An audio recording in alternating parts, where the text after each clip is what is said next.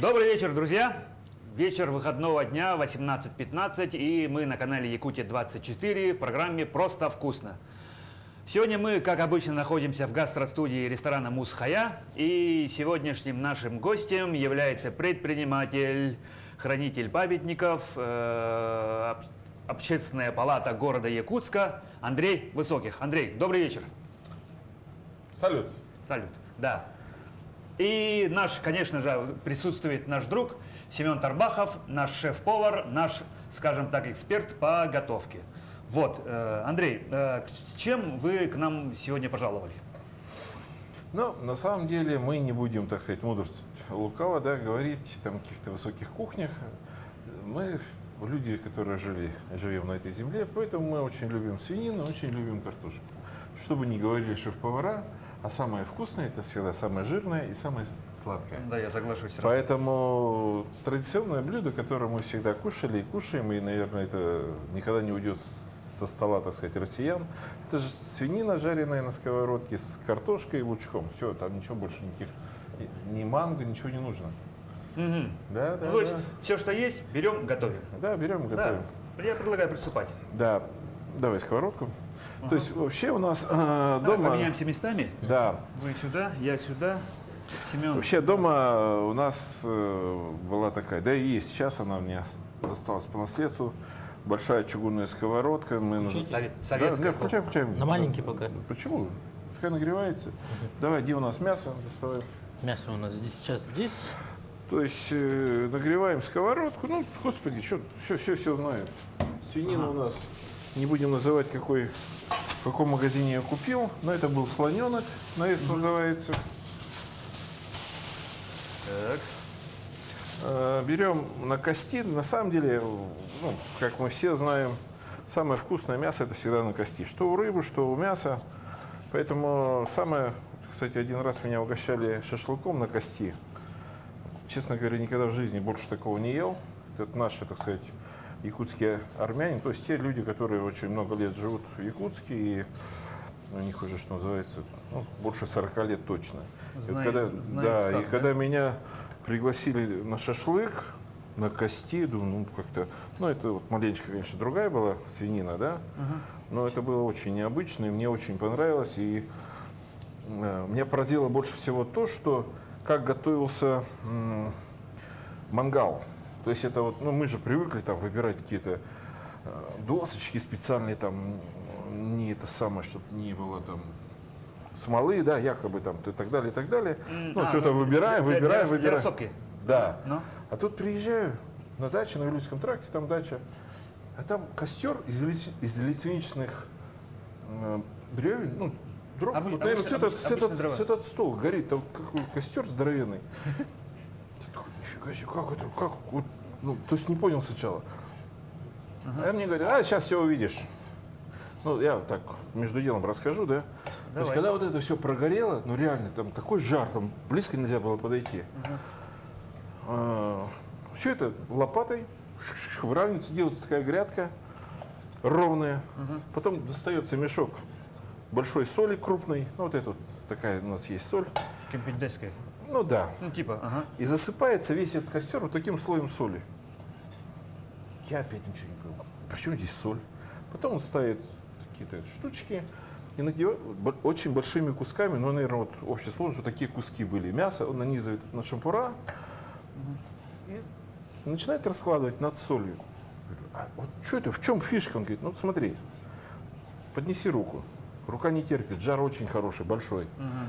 Потому что много. Да. Жир капает на соль, и она не загорается. И в чем проблема основная? Чтобы не было канцерогена, да, так называемого. Поэтому готовилось довольно-таки быстро, мясо сочное, не сгоревшее. Как, нагрелось, как думаешь? Нет. Давай, на полную.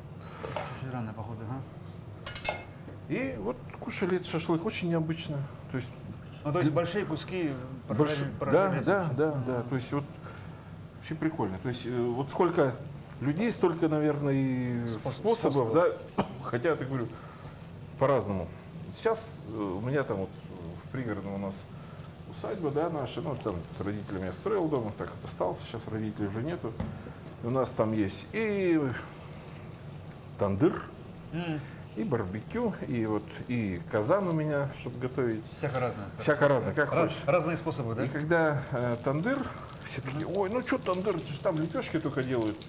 На самом деле тандыр очень интересная штука. Ну, не буду говорить, что мы их продаем, но мы их продаем уже лет 10, да? В нашем Ну, тандыры, магазине. которые такие вот. Да, Ну. да. То есть мы его разжигаем, нагреваем, и в нем можно готовить что угодно. Классно? Да. То есть, ну, кто не готовил, вы готовите в тандыре здесь, нет? Нет, здесь нет. То есть все думают, что тандыр это вот, ну, на самом деле, как мы увидим, да, и там женщины чук, лепешки делают, там самса, там вот это, да? Да. А сегодня современные тандыры это, то есть я его нагрел, то есть разогрел, там, нажег этих дров, потом можно угли вообще все убрать, можно там чуть оставить, потом так называемый опускаешь, берешь, ну, этажерка, по-русски говоря, да, то есть несколько слоев, которые туда опускаются. Вот я вниз кладу, например, там мясо, те же ребрышки, сверху курицу, на самый верх можно положить какие-то овощи. Все это опускаю в тандыр, закрываю крышкой, и все это готовится. А если на самый низ еще положить просто помытый картофель, такой, ну, не крупный, у нас же в Петуховке очень хорошая картошка, вкусная. И когда мясо готовится, оно капает туда, и все это Жиром. короче, 15 минут достаешь, уже все готово, не сгоревшее, опять же никакого канцерогена, потому что там нет открытого огня.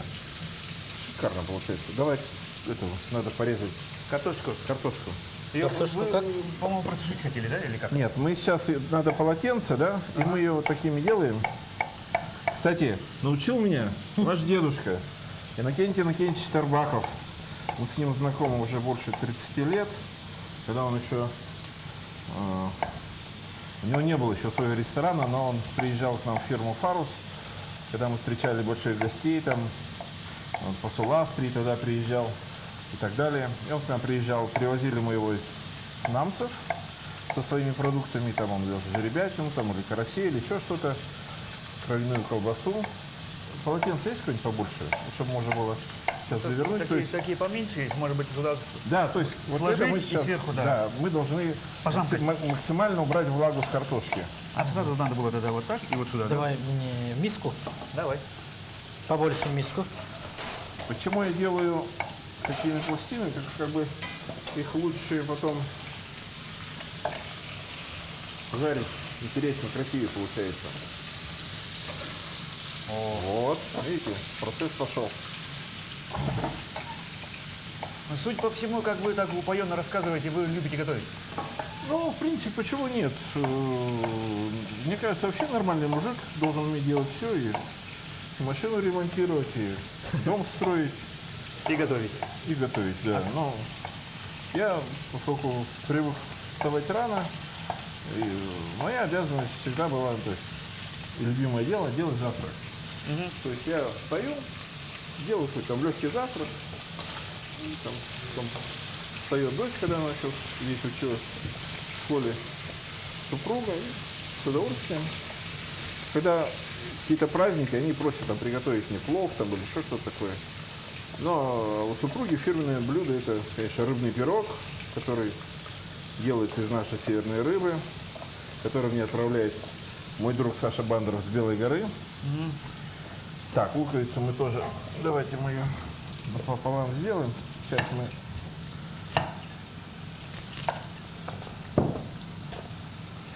И вот она готовит рыбный пирог, как готовила ее бабушка. Но поскольку и мои родители, и родители супруги, они А там под вами есть мусорка. Там. прожили всю жизнь здесь, то мы называем себя якутянами, да. Так вот, бабушка Марина, она всегда готовила рыбный пирог. И когда, ну, то есть мы делаем, да, две этих, так сказать, лепешки и внутренности. И вот эти внутренности с рыбой вместе делается рис в перемешку с квашеной капустой. И получается, ну, очень необычно, очень вкусно и в общем, всем нравится. То есть такое вроде бы нестандартное блюдо получается у нее, но А какое ваше самое любимое блюдо? Ну, то, что сами любите кушать. Чё? Даже сложно сказать. Вообще все. Супы, борщ, Получается, вы жаркое. коренной якутянин? Да, я родился в Сайсарах. Мои родители по отцу это усть-кутские. Они приехали сюда после войны, то есть уже весь род переехал, а тетушки переезжали еще до войны в 30-х годах. Мамины это Серкины, это Витимские. Это вообще там уникальный мой дед Иннокентий Гаврилович, он 1884 года рождения.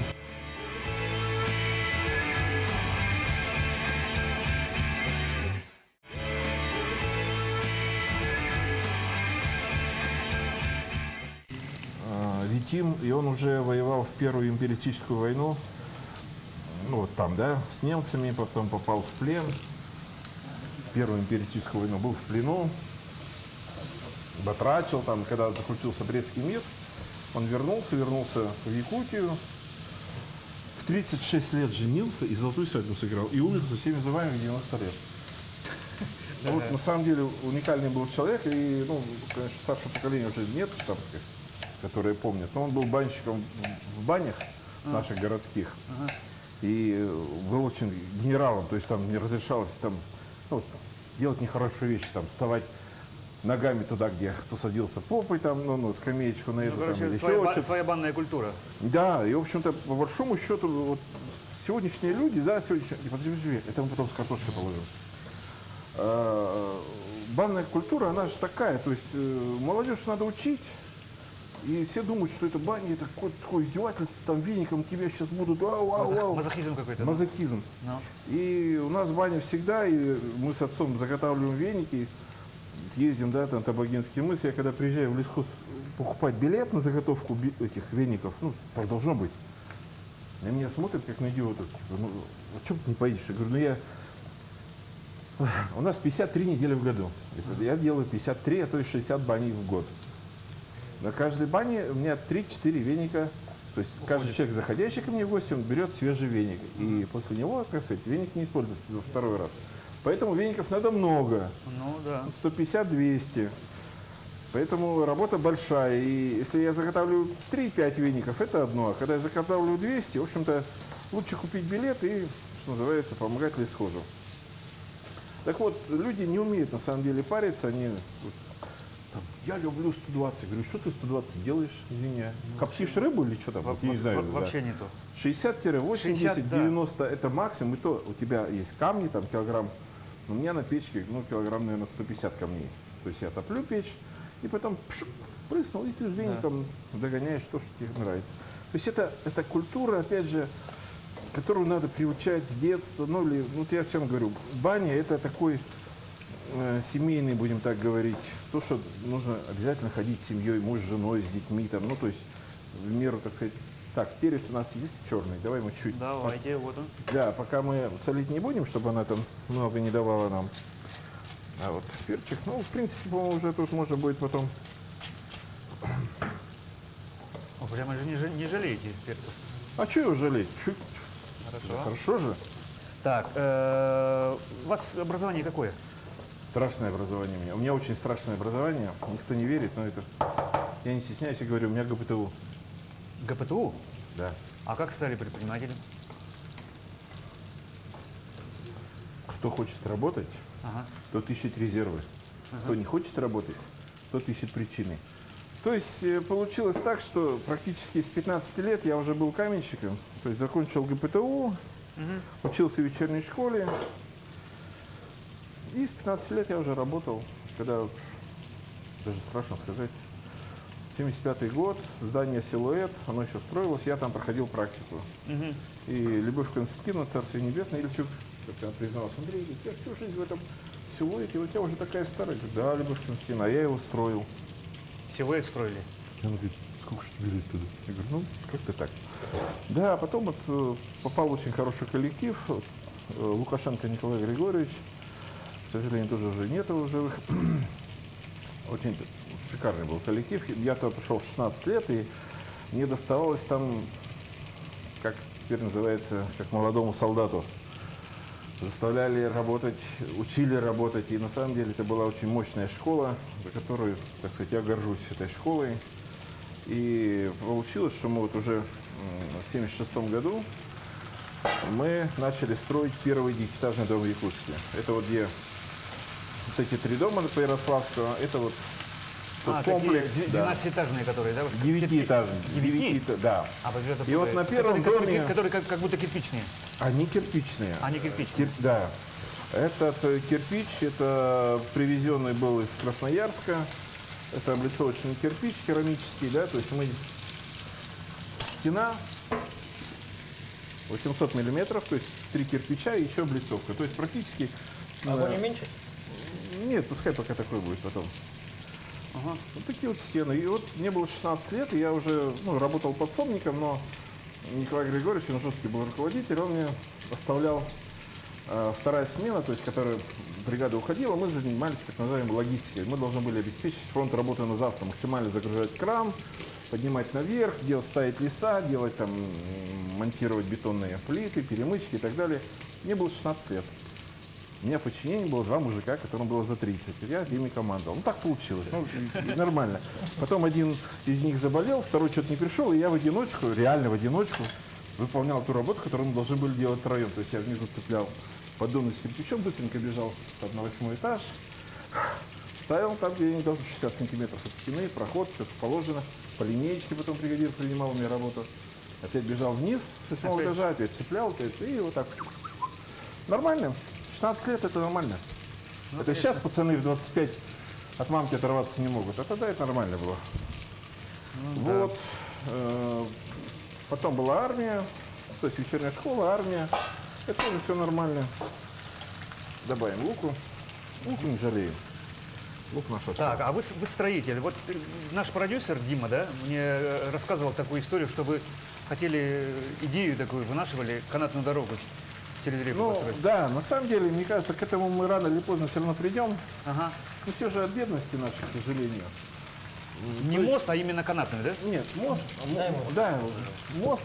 Ну вот давайте, да, представим. Вы житель, ну, там, пускай даже вот этого нижнего нашего Бестяха.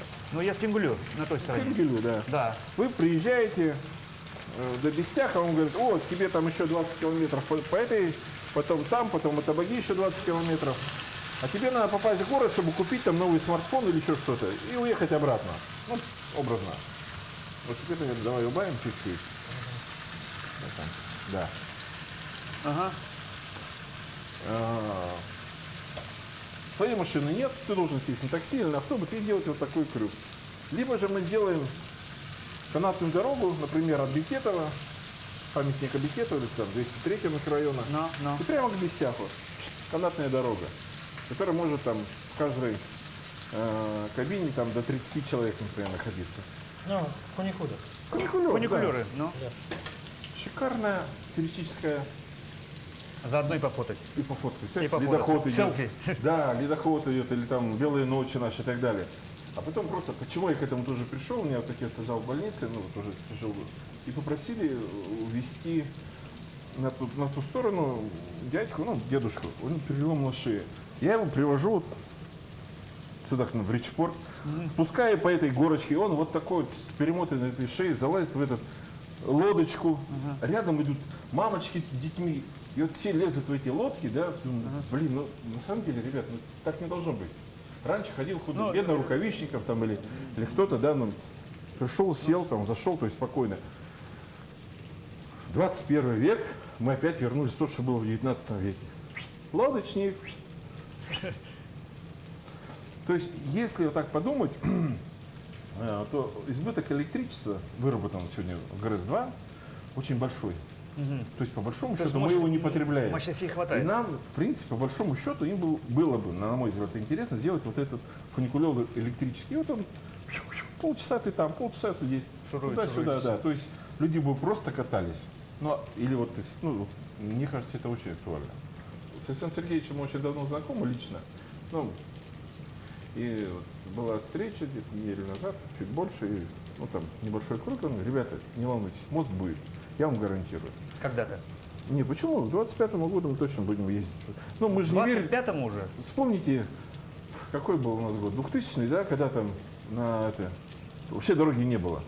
Невозможно было доехать там, ну вот, в Неринге, когда едешь. И что сейчас? Да. И едешь 140. Лафа. Вообще. Я до Дерини своей весь асфальт уже, Да вообще, 55 ну вот, километров вот, уже. то есть, понимаете, вот мы говорим, а что-то делается. А между делом В делаешь Якутске, смотрите, да, бац-бац, 45 километров дорог за 2 года. В этом году 47 километров за 1 год должны Запланировано. сделать. То есть я приехал в Маган, дорога отремонтирована, в Кангаласах асфальтированы. В Хатасы поехали. В Хатас, блин, когда в Хатасах, в пригородном, блин, асфальт положили? Когда это было? Ну да. Поэтому вот на самом деле кто-то говорит, а кто-то делает. Так, еще один такой вопрос. Вы же строитель, да? Как вы считаете, ну вот как оцените то, что сейчас строится, да? И то, что вы раньше делали? Ну, то есть качество, что, как? Ну вот, к сожалению, у нас одна беда, да? К сожалению, у нас не хотят быть строителями. У нас только глазки умеют строить, так, такое грубое применение. Ну, на самом деле, хотя вот буквально неделю назад мы были в строительном техникуме, общались с ребятишками, ну, со студентами. У них глаза горят, они вот, ну, вот реально, они понимают, что это их профессия, что это классно. И мне радостно за то, что там и учат правильно, и уже на хорошем оборудовании. То есть они, ну, так сказать, уже выходят специалистами, которые, ну, будем так говорить, вот работать будут тем инструментом, который сегодня есть, ну, мирового уровня, а не вот по рисункам там возьмете вот это, не знаю, где вы это найдете, и так далее. Ну, то есть такое что-то.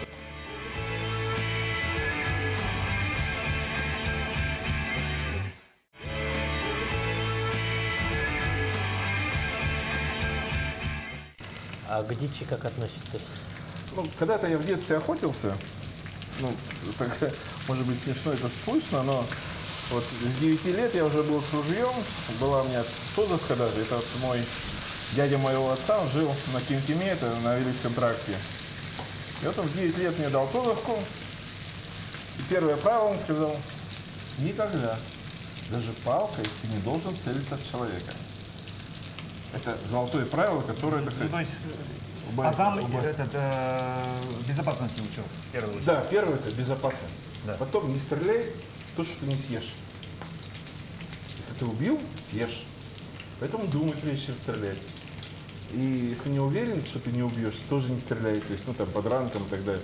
Ну, то есть, вот это вот те азы, которые, так сказать, если пацану сразу не дали, не сделали, уже в 30 лет ты его не научишь, Да, сложно. к сожалению. Так, вы 2 года уже общественную палату города Якутска возглавляете. Да, так Да, получилось. это что за структура? Можете рассказать немножко об этом?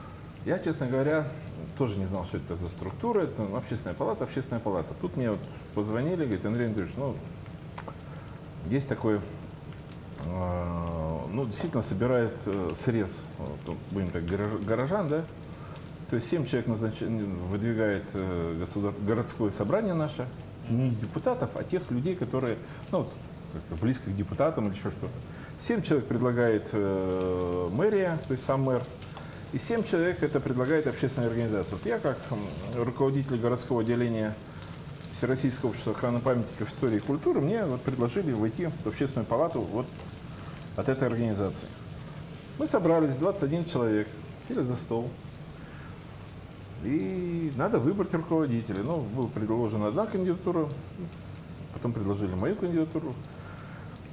Я говорю, честно говоря, я не знаю, чем я бы мог заниматься, но единственное, что я созидатель, и если мы будем работать, то я бы хотел не проверять и контролировать чью-то работу, как дороги сделаны, как бюджет поделили.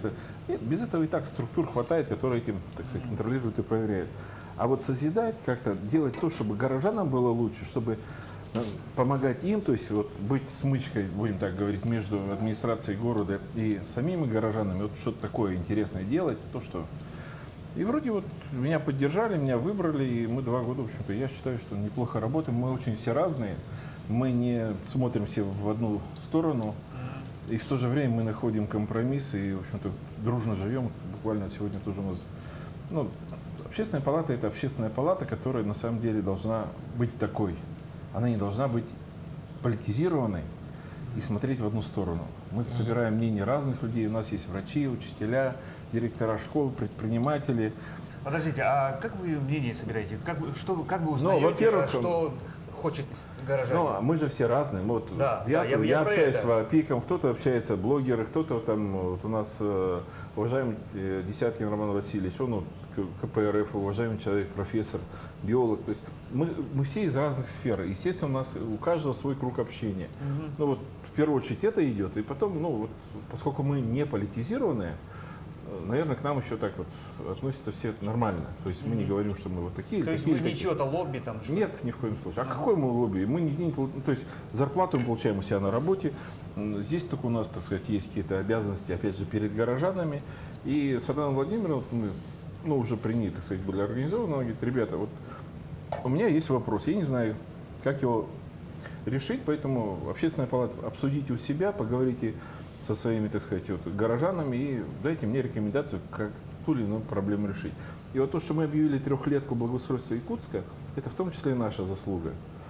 То есть каждый год там год добра, год того, а мы понимаем, что благоустройство города это важно. Это мы для горожан каждый двор сделать, велосипедные дорожки и так далее. Ну, и мы сейчас подготовили такое предложение сделать центр общественных пространств, то есть объединить все свободные площади или скверы, которые сегодня в городе есть, потому что хорошее дело мы делаем, да, сквер учителя, сквер ворота города Якутска, да, когда мы въезжаем в аэропорт, с аэропорта. Но за ними никто не ухаживает, к сожалению. То есть, округу просто нету времени, нету денег, нету дворника. Это к округу, но в лучшем случае они там дворника поставят, а чтобы наполнить это каким-то концертами, выставками, вот такими... Чем, чтобы там массовое было, место да, превратить. чтобы вот люди шли и любили это место. Потом горожане же, мы должны создавать что-то для себя, а не муниципалитет нам навязывать. Вот мы вам дали, пользуйтесь. Типа такого. И вот сейчас вроде, если все получится, то я думаю, что в этом году, тем более к подготовке к юбилею города, к юбилею республики, мы вот с этим очень хорошо выйдем. И я думаю, что город будет у нас и красивее, и лучше. И вот реконструкция центра города начинается тоже там. То есть есть какие-то моменты, которые с нами советуются. Обязательно надо помочь инвалидам, потому что приходят инвалиды. Вот буквально было на прошлой неделе защита народного бюджета, пришли ребята-колясочники. Большой зал закатывается на двух колясках, да. Говорит: дайте нам денег, мы будем делать правильные съезды с тротуара на дорогу. То, что вы делаете сегодня по ГОСТу, показывают нам фотографии, мы, говорит, не можем в них въехать. То есть кладут на бок бордюр, говорит, это, мы не можем переехать. А у кого слабые руки там, то есть дайте нам денег, и мы это будем делать. Мы смотрим, Евгений Николаевич смотрит, говорит: как вообще, как вот эти люди, колясочники, будут это делать? И вот там, в общем, сейчас нашли какой-то компромисс, чтобы они, то есть делать должен этот муниципалитет под их контролем. То есть они должны принимать работу, а не какой-то там чиновник, который нормально пойдет. Вот главное что. Да. То есть человек, который непосредственно заинтересован. Да. Знаете, мне сейчас всегда нравится. Приходите на наш ресторан, мы готовим все по-домашнему. Дома готовят кто? Неучи, которых нигде не учили, ни в каких техникумах кулинарных и так далее. Вы должны готовить на голову выше нас, логически же, да? Само собой, да. В они ресторан-то говорят, мы приходим, может, и за другим, да. Да. А мы готовим по-домашнему. Вот так, да. Да, так что... Выглядит не очень хорошо. Да. Но я думаю, будет вкусно. Пускай оно так шкварчит. Да. Хотя, наверное, можно. Давай. Так, вы все вопросы, которые я вам должен был задать, вы сами все рассказали. И про баню, и про охоту. В бане вообще надо пить чай или есть арбуз. Не более того. Вот отец мой, рассказывал, поскольку они, там вот было Усть-Кутский район, говорит, мы всегда, приходя из бани, обязательно ели всей семьей натертую черную редьку. Черная редька наша, которую сейчас вообще забыты, так сказать, наших. Что это такое вообще? Что чуть ли не так, да. И вот, то есть они приходили с бани, кушали эту редьку, потому что человек дальше еще потел. То есть важно в бане что? Пропотеть, и вот это вот выходит, да. И когда ты выходишь с парилки, ты облился холодной водой, но потом катился там или снегом потерся, это нормально. Но потом ты или махровое там полотенце, или что-то, ты должен опять закрыться, и у тебя тело дальше выходит это в пар. И вот на самом деле это самый кайф в том, что вот человек пропотел. У меня внук вот 7 лет, мы его сначала тоже там потихонечку, вот, говорит, дедушка, я не люблю парилку, я не люблю. Жарко.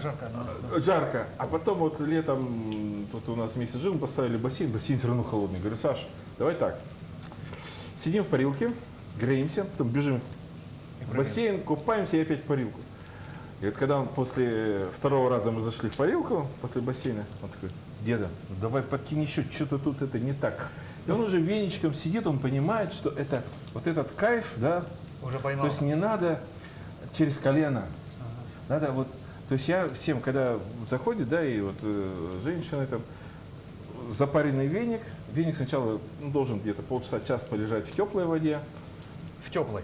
да, я а соглашусь. потом уже его там ошпарил, даешь, и каждому даю, и говорю, прямо так, на, и прямо дыши через него. Потому что человек первый раз заходит, для него этот комплекс такой, все, сейчас тут будет Жесть. газовая камера. Жесть, ну. Газовой камеры нет, я поддаю, своим веником махаю, они просто дышат. И вот это вот кайф, да, вот это вот наши березы, вот это, ну, то есть ингаляции, там, как хочешь это называй, но это вот расслабон такой начинается, и потом уже человек как веером начинает вот себя обмахивать и получать кайф.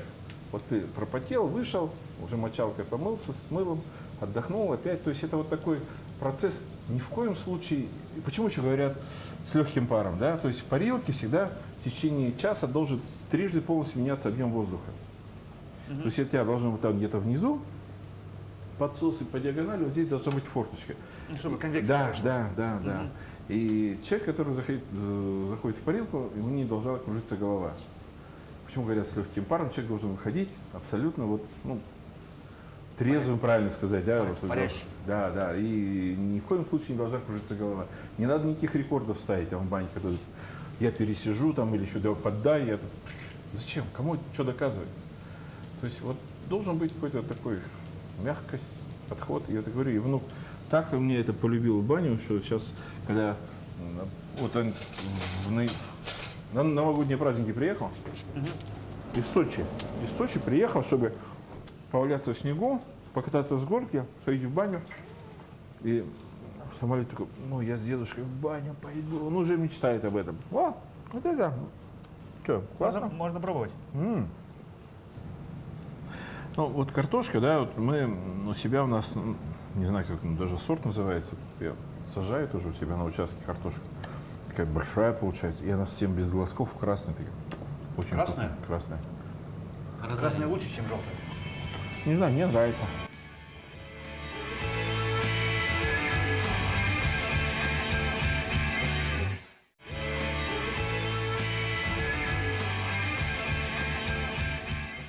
У меня есть знакомый, Александр Ильич Степанов, он хангаласский.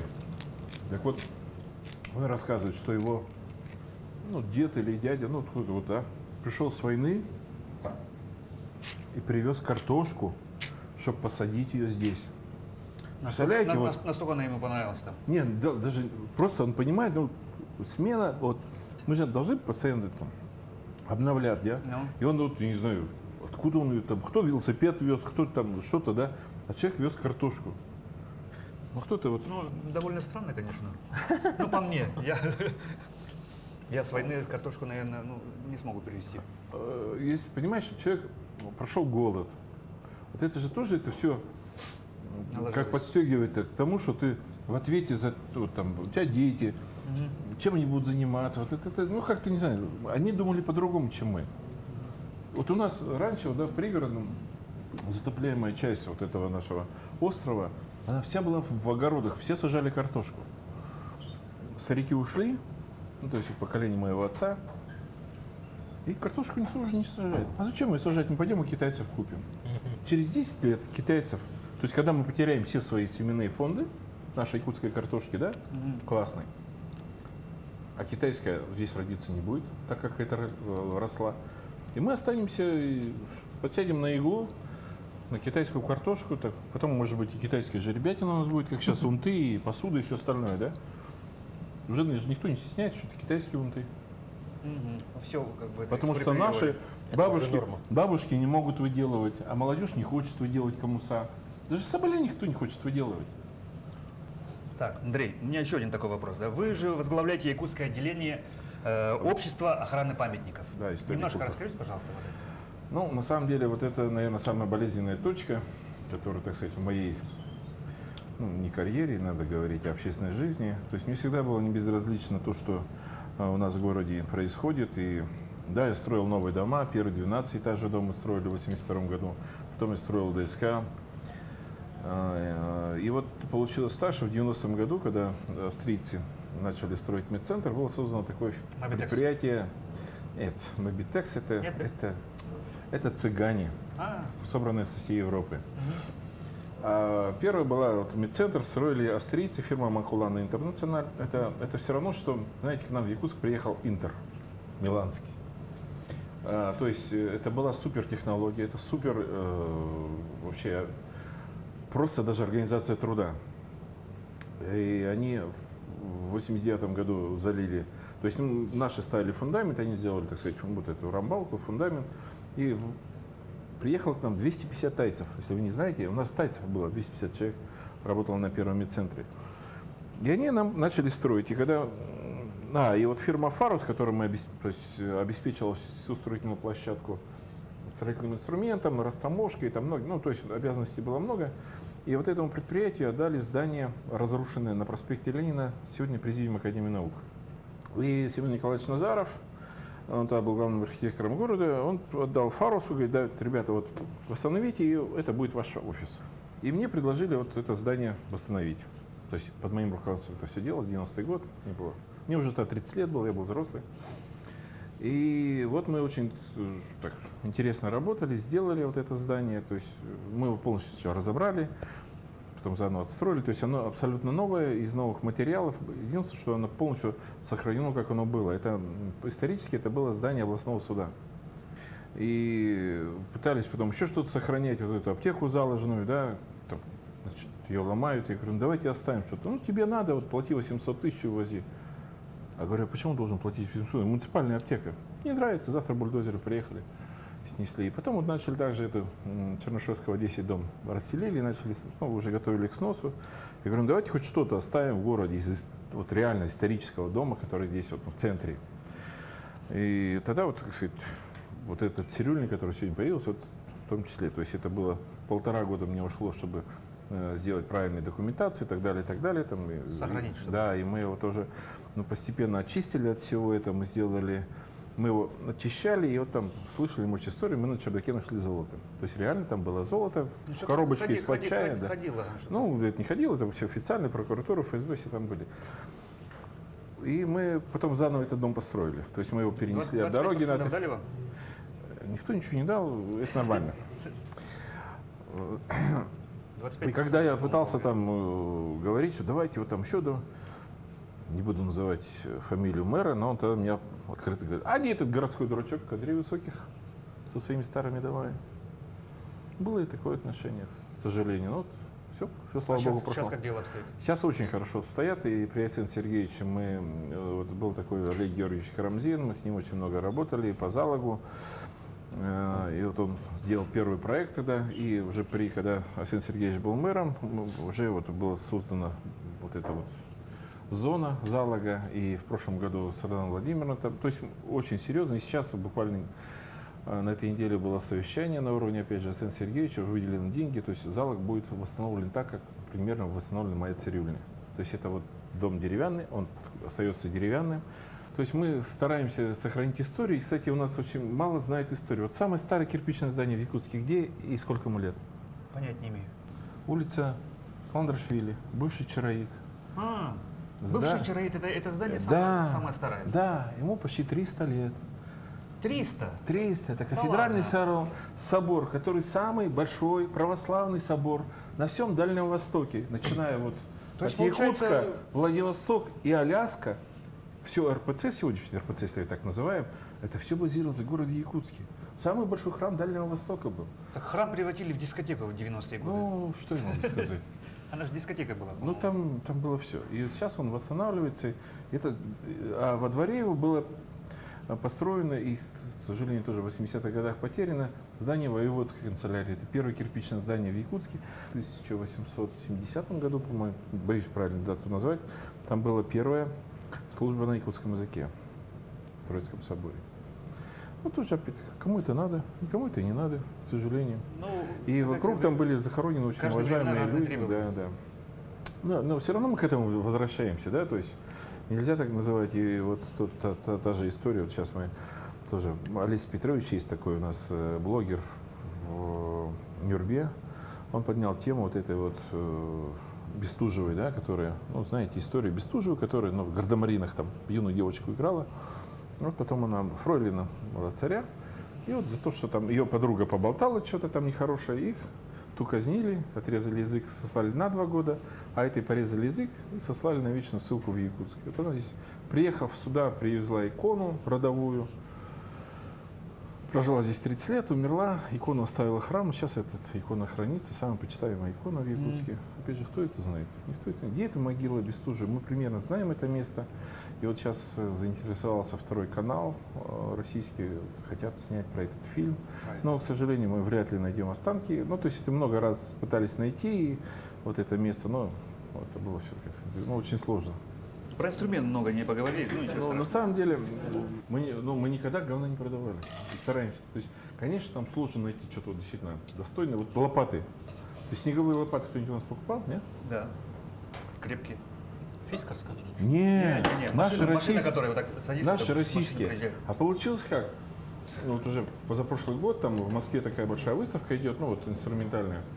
Мужик сидит и лопата такая, говорю, ох, какая-то гламурная лопата. Он говорит, вы что, ребята? Эта лопата может минус 50 держать. Говорю, слушай, я же могу проверить. А вы откуда? Из Якутска. Ой, а мне технологи говорят, я же не знаю, правда, ну, где у нас в Москве минус 50.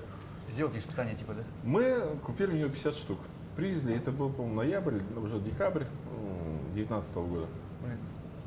Ну и ради интереса, ну давайте на улице минус 45, кладем лопату без черенка. Я проезжаю по ней лэнд-крузером. Раз проехал, два просто, целый, снимаем это все. Потом кто-то приехал еще на других машинах, там маленький этот грузовичок, проехал, нормально. И мы в WhatsApp, даже не реклама, просто в WhatsApp пошло. Вирусное видео сделали. 2 недели лопатник. Ну, Лопатник, давайте да. еще 100 штук закажем, 100 штук. Ну, 100 нормально. штук заказали. Да блин, 150 заказали, 300 заказали. Короче, за год я их продал 3500. Йоу.